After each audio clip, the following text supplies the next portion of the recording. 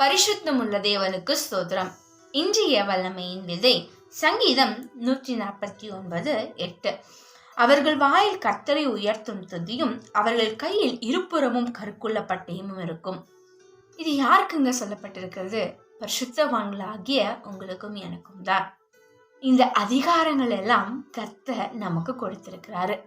மேல இருக்கிற வசனங்கள்லாம் படிச்சோம்னா நமக்கு தெரியும், நம்முடைய ஜாதிகளை அழிக்கவும் ராஜ்யங்களை அழிக்கவும் அவர்களை எல்லாம் நம்ம நியாயம் தீர்க்கும்படியாகவும் கர்த்தர் செய்வார்.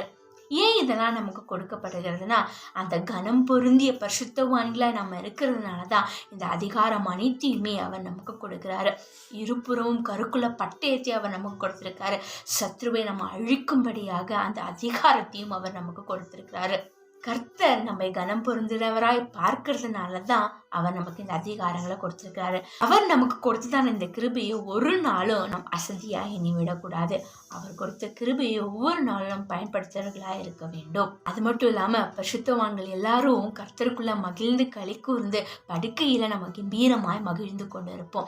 ஏனென்றால் கர்த்தர் நம் மேல பிரியம் வைத்திருக்கா. பரிசுத்தவான்களாகி உங்களையும் என்னையும் அவர் மிகவும் நேசிக்கிறதுனால தான் இந்த அதிகாரங்கள் எல்லாம் அவர் நமக்கு கொடுக்கிறார். ஆகவே இந்த அதிகாரங்கள் எல்லாம் பிடித்து கொண்டு பிரச்சனைகளும் போராட்டங்களும் வரும்போது அதை ஜெயித்து எழும்ப இந்த அதிகாரங்களை பயன்படுத்தி கர்த்தருக்குள்ளாய் நாம் பலப்படுவோம்.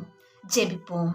எங்களை பலப்படுத்துகிற தேவனே, இன்றைக்கு நாங்கள் கேட்ட வார்த்தையின்படியாகப்பா அந்த அதிகாரங்கள் நீங்கள் எங்களுக்குள்ள வைத்திருக்கீங்க, நாங்கள் விசுவாசிக்கிறோம். ஆனால் நாங்கள் கனம் பொருந்திய பரிசுத்தவான்களாய் வாழ எங்களுக்கு உதவி செய்யுங்க, கற்றுக்கொள்ளுங்கப்பா. இந்த உலகத்திலிருந்து எங்களை பாதுகாத்து கொள்ளுங்க, மீட்டெடுங்க.